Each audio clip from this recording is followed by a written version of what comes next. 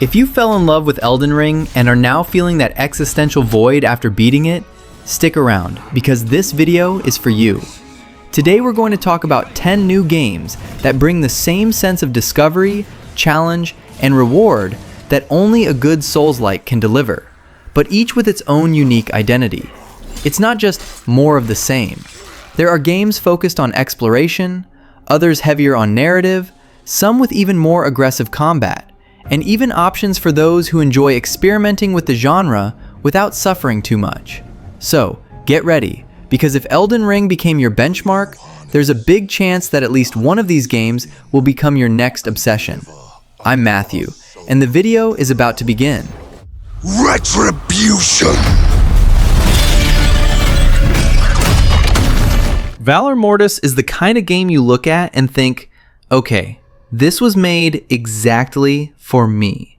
Instead of trying to copy the From Software open world formula, it takes the heart of the Souls-like, tense combat, death as learning, and secret-filled exploration, and throws it all into a first-person nightmare in Napoleonic Europe, which already gives it a very different identity from anything in the lands between.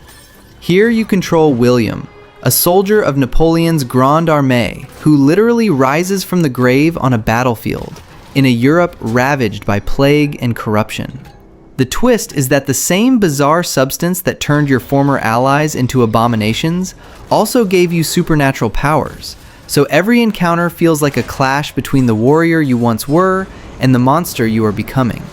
For those who enjoy darker lore and that alternate history with horror vibe, the game starts with a very strong hook. In terms of gameplay, think of the classic Souls-like structure. Checkpoints resembling bonfires, death that punishes but also strengthens you, and bosses designed to test your patience and pattern recognition. The difference is the perspective. Everything is first person, which makes every dodge, parry, and sword lunge much more visceral, almost constantly in the enemy's face. If you like the combat precision of Elden Ring, the feeling here is more claustrophobic and aggressive, almost as if Ghost Runner had decided to fully embrace the souls in its veins. The combat mixes melee weapons, pistols, and supernatural powers, and this is another standout point. Beyond light and heavy attacks, you have dodging, stamina-consuming blocks, and that perfect parry timing that always saves the run, with the added difference of using a pistol to target weak points and transmutations, which function like spells, such as firepower that can both burn enemies and clear paths in the environment. It's the kind of system that rewards those who like to alternate combat rhythm constantly, instead of just sticking to one moveset. The exploration leans much more towards the Metroidvania side than Elden Ring, which fits this more closed and oppressive format perfectly. The maps have that feel of shortcuts, returning to areas and hidden secrets, with upgrades and new abilities unlocking access to previously blocked areas, so you get a lot of that returning stronger feeling that exploration fans love. Combined with the atmosphere of a Europe corrupted by war and plague, every new corridor or street feels like a calculated risk between loot, lore, and a stupid death. To sum up, Valor Mortis is clearly a game made by people who aren't afraid to say, yes, it's a Souls-like, but at the same time want to offer something Elden Ring didn't attempt. The entire experience filtered through a first-person camera, with historical horror, heavy Metroidvania elements, and combat that mixes blade, lead, and corruption.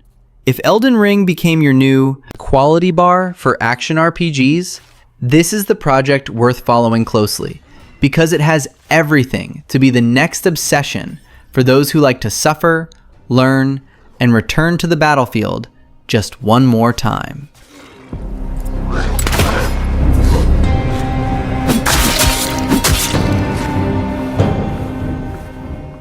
If Elden Ring captivated you with its heavy atmosphere and constant sense of danger, Endalor is the type of game that takes that tension and throws it into a brutal medieval survival setting. Instead of positioning you as the chosen one, it drops you into a dark, hostile, and unforgiving world where every step is a decision between exploring a little more or running back to your shelter before something in the forest finishes you off. Endalor is a dark fantasy survival game in an open world with RPG elements designed for 1 to 4 players. The idea is clear: explore, survive, build, craft, and conquer territory in lands ravaged by creatures, severe weather, and near constant darkness, which creates a very different atmosphere from simply farming resources on a generic map. If you enjoy that feeling of a world that simply doesn't care about you, here, that's the rule. The appeal is that Endalor isn't just about hunger and thirst bars. It gives you character progression with attributes, perks, and equipment that truly change how you play. You can focus on strength, stamina, carrying capacity, intelligence, and mold your character into a heavy warrior, a lighter archer, or something more hybrid, always with that build-focused mindset that those who came from Elden Ring already have ingrained. Every upgrade feels like a mini step towards making the painful start a little more bearable. In combat, it sits at an interesting midpoint. It's not as much of a boss dance as a pure Souls-like, but it's also not a mindless hack and slash. You feel the weight of the weapons, need to manage stamina and positioning, use a lantern or torches to see anything in the dark, and still deal with enemies that can punish you severely if you slip up. When you add the fact that you're carrying your survival resources, every fight becomes a decision. Is the risk worth it now, or is it better to retreat?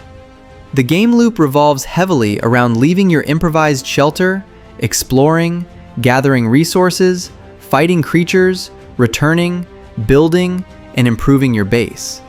And this is where the Viking Dark Souls of survival touch begins to appear. The feeling of straying too far, looking back, and seeing how far you are from the comfort of your bonfire is very similar to advancing into a new area in Elden Ring without being sure if you'll find a new site of grace. When you return alive, with loot and upgrades, there's that satisfaction of a successful run. For those who love Elden Ring, Endalor won't deliver the same focus on cinematic boss fights, but it offers something else that speaks directly to that audience: a hostile, dense, dark world that demands respect and planning at all times. If you enjoy that blend of fear, curiosity, and stubbornness that makes you say, just one more expedition and I'll stop, this is the kind of survival RPG that can easily become your new black hole of hours.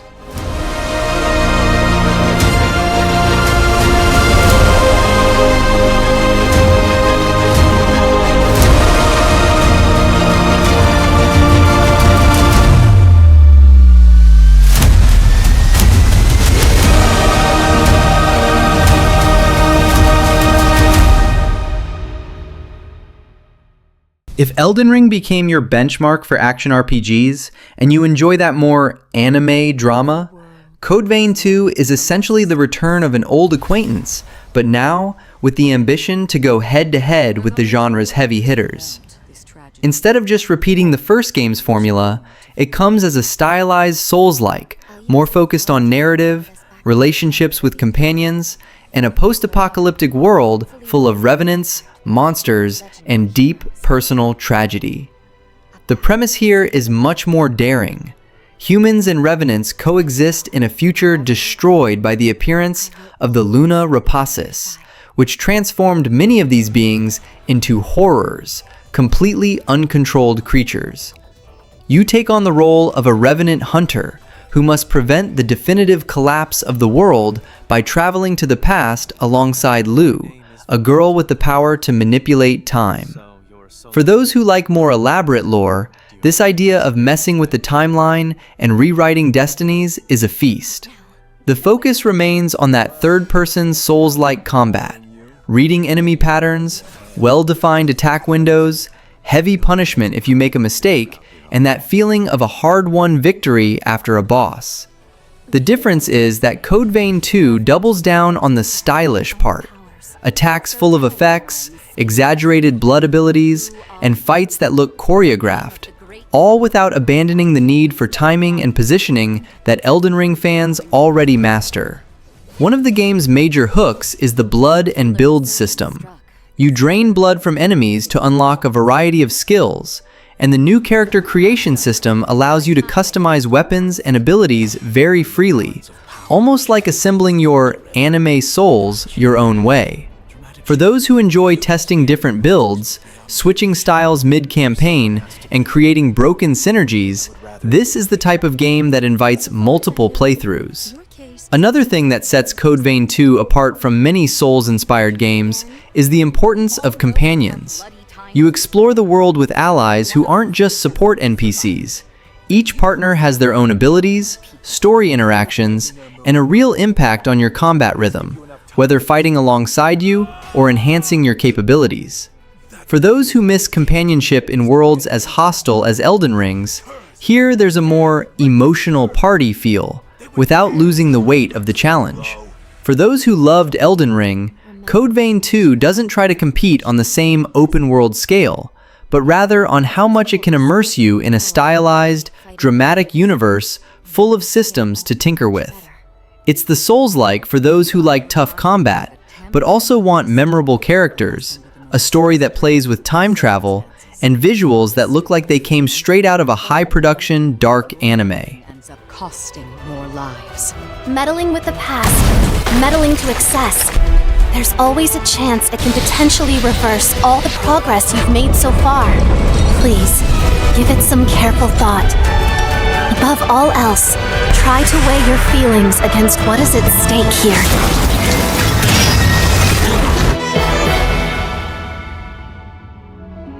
Our focus, our true objective, is to save this world, our current world.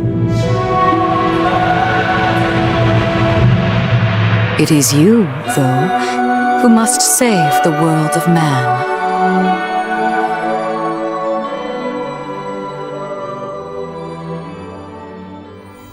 If Elden Ring already won you over with its technical combat and tense atmosphere at every corner, NiOh 3 is practically that hardcore mode in samurai form that you were waiting for. Team Ninja took everything that was already insane about the series and started pushing it towards an open field full of yokai, decaying villages, and the constant feeling that any misstep can end in a death screen.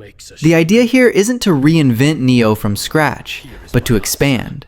Instead of the super linear stages of the first games, NiOh 3 brings much wider areas, emulating an open world with main missions, side missions, and optional bosses scattered across the map, which connects very well with those who enjoyed the freedom of Elden Ring, but still like a more focused structure. The big difference this time is the style system, Samurai and Ninja. In the Samurai style, you go face to face, with more damage, solid defense, and that heavy combat, working on stance, ki, and mastery of the arts, almost like a technical tank that controls the field. The ninja style, however, is pure mobility and aggression, quick movements, ninjutsu, and back attacks that explode the enemy's life, but in exchange for being much more exposed if you mess up the timing. The combat remains that perfect blend of precision and pressure. You manage stance, ki pulse, style switching mid-fight, and also deal with the impetuous attacks of the yokai, which can be cancelled with a specific counterattack if you have the courage and reflexes at the right time. It's the kind of system where, when you execute a perfect sequence alternating samurai and ninja, the feeling is one of total mastery of the game, very much in the same vein as breaking a boss in Elden Ring after understanding all the patterns. In terms of world design, NiOh 3 maintains that dark, feudal Japan, filled with grotesque yokai, corrupted temples, and villages that seem on the brink of spiritual collapse. The difference is that, now, with more open areas, exploration becomes a calculated risk. Advancing too far can throw you into encounters you're clearly not ready for, but it's also where you find the best loot, secret missions, and progression shortcuts. It's a natural evolution for those who have already memorized the corridors of the first two games and wanted something more expansive. For those who loved Elden Ring, NiOh 3 doesn't come to copy the same structure, but to be that combat laboratory Souls-like, where the focus is on refining execution, testing styles, mastering systems, and feeling like a monster when everything clicks. If you like games that demand attention to every frame of the fight, but reward you heavily when you learn its language, This is exactly the type of action RPG that deserves to be high on your priority list.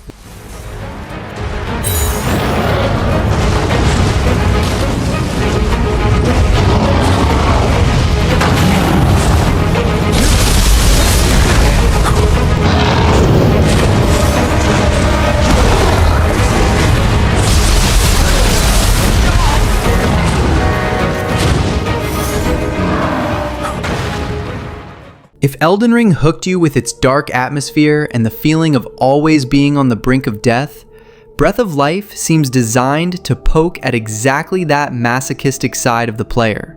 Instead of knights and demigods, here you are an incarnation, a creature ripped from the void and thrown into accursed lands where even the dead cannot rest in peace, which already gives the adventure a much more mystical and strange tone.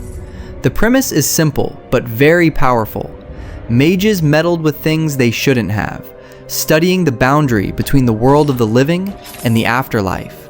And the result was you, a being created to reach an artifact known as the Breath of Life, a kind of fragment of alien power, capable of making dry roots sprout again and dead fields come back to life. This artifact is the key to saving or definitively condemning this broken world, and everything in the game revolves around this impossible mission placed on your shoulders. In practice, Breath of Life is a third-person action RPG with clear Souls-like DNA, deliberate combat, dodging at the right moment, heavy punishment when you falter, and that slow progression where every level makes a difference. The camera is close, the enemies hit hard, and the game expects you to learn to respect positioning, distance, and timing instead of spamming buttons. If you like that feeling that every common encounter can wipe you out in seconds, you're in the right place.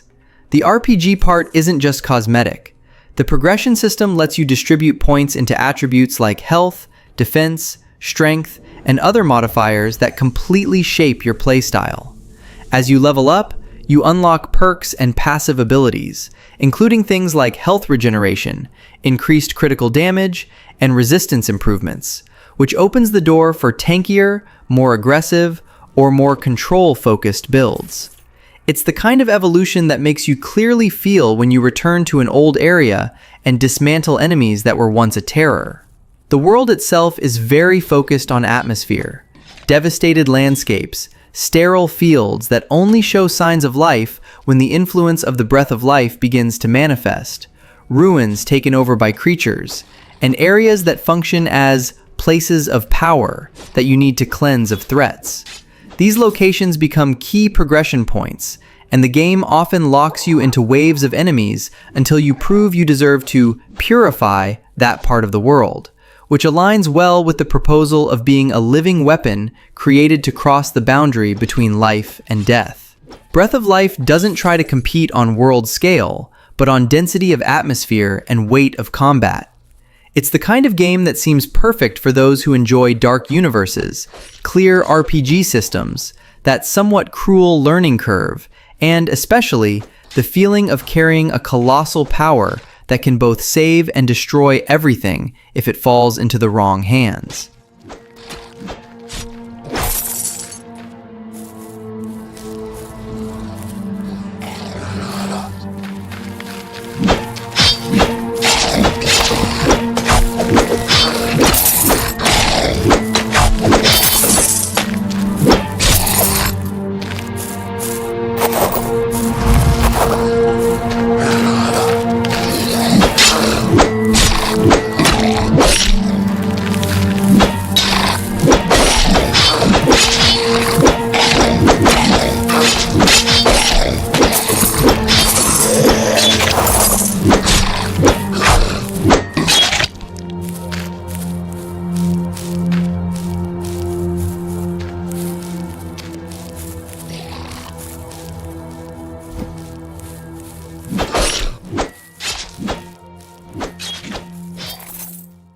In Goldilock 1, you take on the role of a memoryless exile, trying to understand why you were sent to this remote corner of the world, which creates a strong hook of mystery and identity.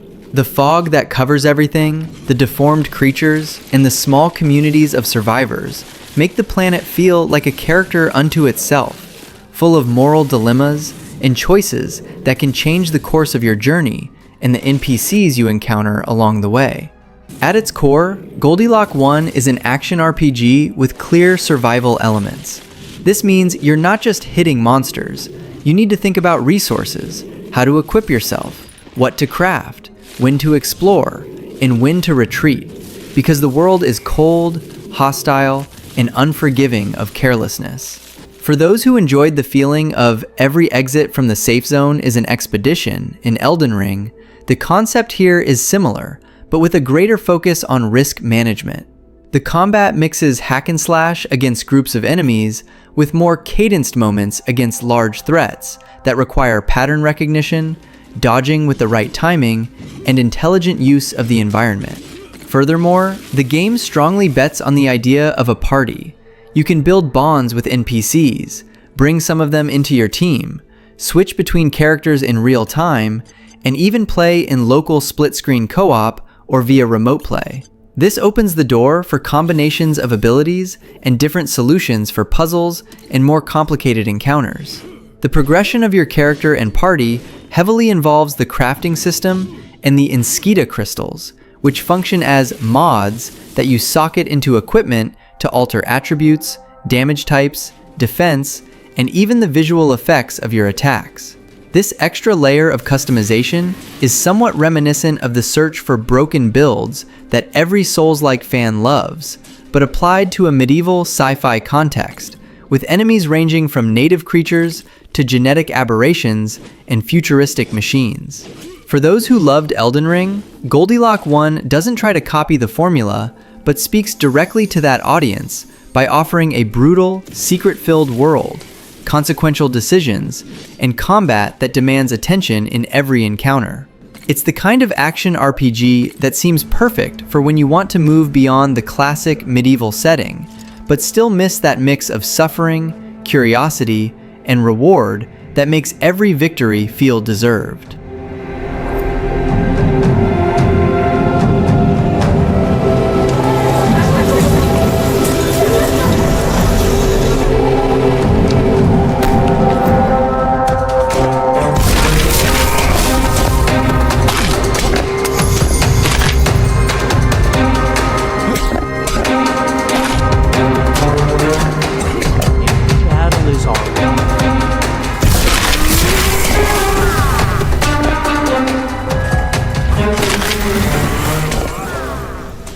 Blight Odyssey is the game that takes only the most intense part of the Elden Ring experience and turns everything into a sequence of insane bosses. Instead of an open world full of dungeons, here it's a Souls-like in a boss rush format. Every encounter is a test of reflexes, pattern recognition, and composure in a world that has literally lost its own light. You play as Bandy, a tiny creature in a gigantic world, walking through the ruins of a civilization that was stolen by the Colossi of Light. The planet is engulfed in darkness, and the few remaining traces of brightness are precisely within the colossal creatures you must face, each guarding a fragment of the light that once kept everything alive. It's a simple but very powerful premise, especially if you like that feeling of being too small in the face of the problem. The heart of the game is the combat against these bosses. No filler mobs, you go straight into long fights, structured in multiple phases, with attacks that can finish you off in a single mistake.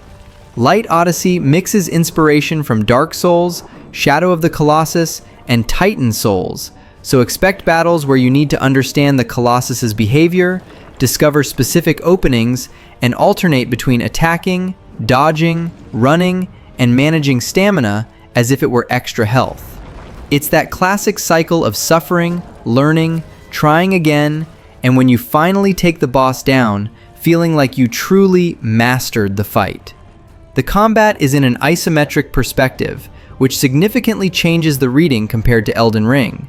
Being a Souls-like boss rush, the more distant camera gives you an overview of the arena, but also highlights the absurd size of the enemies, which take up a good part of the screen and require you to pay attention to telegraphs even when you're close to them. The feeling of scaling, circling, and looking for openings in something much larger than you directly recalls Shadow of the Colossus, but with a much faster action pace. Throughout the journey, you unlock active and passive abilities that refine your playstyle. There are skills focused on mobility, direct damage, defense, parry, and even tools to better deal with the different elements of the Colossi: stone, fire, ice, and other themes that define each boss's kit. This encourages you to re-engage in fights testing different approaches, almost as if each boss were a combat puzzle with multiple possible solutions. Light Odyssey is perfect if you love taking on difficult bosses and feeling like every victory had weight. It removes almost all the filler and leaves you with only the rawest part: learning patterns, accepting death as a teacher, and pursuing every fragment of light until you finally have the feeling that you saved a world that had already been swallowed by darkness.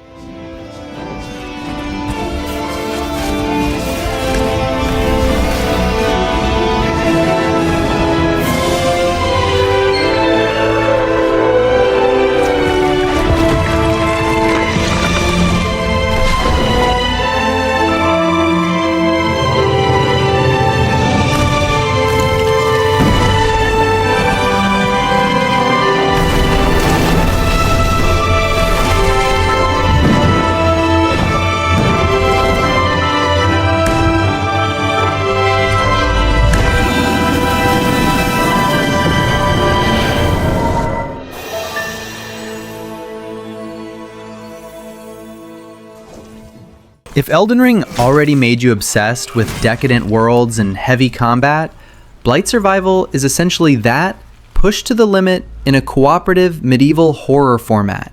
Instead of a solitary hero, here you are one of up to 4 warriors thrown into a no man's land between 2 warring kingdoms, where the spilled blood has given birth to a plague that turns everyone into monsters. The premise is very direct and very strong. The Blight is an affliction that springs from corpses on the battlefield and feeds on the conflict itself, corrupting the living and the dead. The kingdoms are so destroyed and paralyzed by the war that they can only do one thing: pay you and your group to enter this forbidden zone, trace the origin of the plague, and try to cut the evil at its root.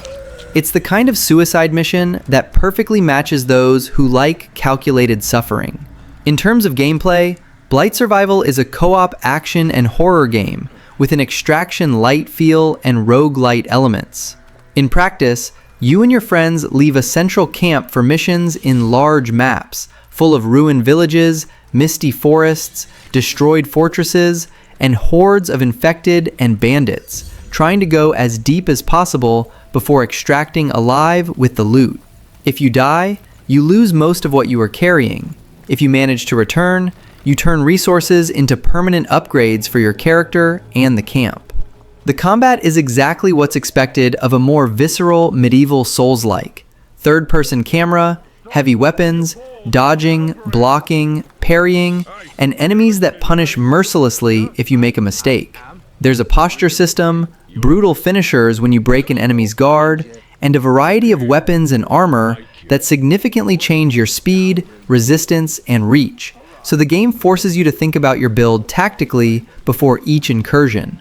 When everything clicks, synchronized team, controlled posture, parry at the right time, the feeling is very similar to clearing a difficult area in Elden Ring, but as a group. As a roguelite, the game plays heavily with risk and reward. The stages are partially procedural, with dynamic events, alternative routes, different enemies appearing in each run, and points of interest that can hold treasures as well as traps or lethal encounters. This means there is no safe run.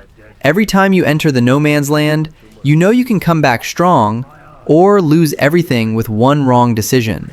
For those who loved Elden Ring, Blight Survival is perfect if your favorite part was the atmosphere of a ruined world, tense combat, and that feeling of, if I slip up, I die.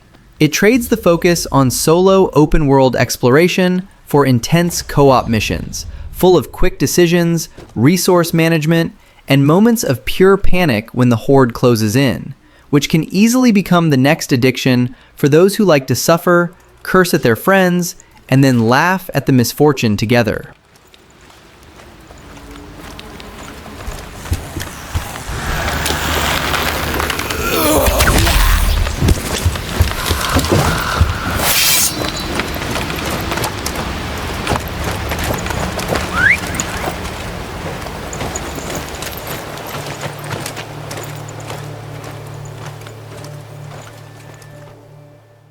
Duel Corp is a cooperative action RPG focused on exploration, challenging combat, and loot, all in an isometric perspective with that feel of an old adventure game, but with modern systems.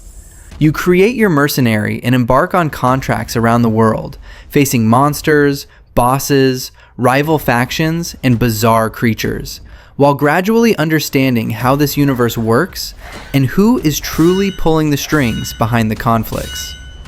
Combat is the heart of the experience.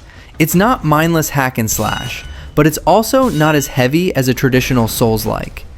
Each weapon has its weight, range, and rhythm.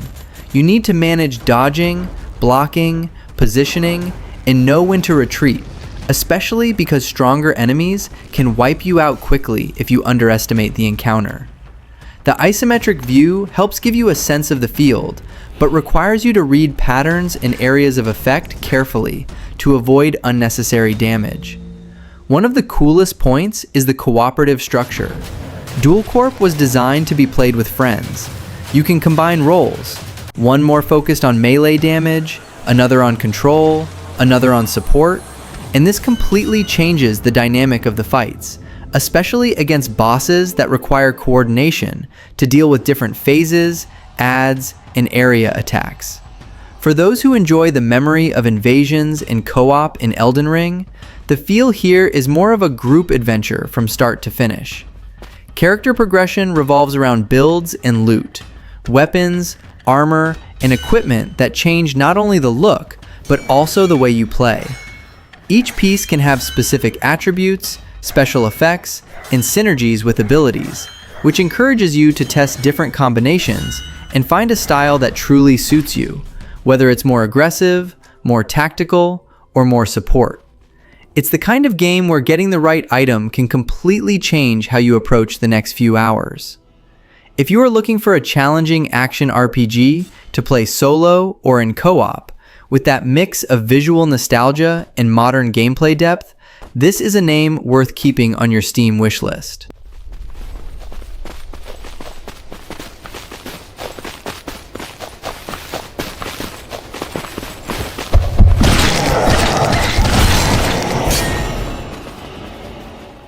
If Elden Ring became your ultimate reference for modern Souls-likes, Lords of the Fallen 2 arrives precisely to compete for that space, but heavily betting on its own trick: 2 worlds in 1. Instead of starting from scratch, Hexworks took everything that worked, and everything that hurt, in the 2023 reboot, and is transforming the new game into a more aggressive, faster, and much more community-focused standalone sequel. The story takes place about 100 years after the events of Lords of the Fallen 2023, in a kingdom that still lives in the shadow of Adir and the horrors of the Umbral. You return to the role of a lamp bearer, a warrior capable of crossing the boundary between the world of the living and the Umbral using a cursed lamp, which immediately places the light-dark duality at the center of everything. This premise of one reality on top of the other is precisely what defines the game's exploration and combat. The concept of one world, 2 realms returns much more radically. In practice, you explore a devastated realm, while at the same time dealing with its distorted version in the Umbral, a plane full of grotesque creatures, alternative paths, and secrets that only exist there. Switching between these planes, or being forcefully pulled when you die, becomes part of the level design, with environmental puzzles, exploration routes, and even boss patterns that change depending on which side of reality you are on. In combat, The promise is something bloodier, faster, and more violent than in the previous game. It remains a core Souls-like. Parry, dodge, stamina management, pattern recognition, and enemies that punish you mercilessly. But now, with faster animations, more responsive weapons, smarter AI, and bosses that react differently depending on the realm in which the fight is taking place. It's almost as if each boss has two personalities, one in each world, which connects very well with those who enjoyed the intensity of the encounters in Elden Ring. Another important point is the focus on co-op and community modes. Lords of the Fallen 2 launches with a campaign fully playable in online co-op, with shared progression, without the summoning workarounds that many people complain about in Souls-likes. Furthermore, the team promises optional PvP modes and campaign modifiers, allowing you to adjust certain aspects of the experience without messing with the core challenge. Lords of the Fallen 2 positions itself as that more direct Souls-like, heavy dark fantasy, focus on brutal combat, large map exploration, and the icing on the cake of constantly playing with two simultaneous worlds. If you enjoy demanding combat systems, enormous bosses, and a universe that visually crushes you while giving you the tools to fight back, this is a game that deserves to be clearly marked on your 2026 calendar.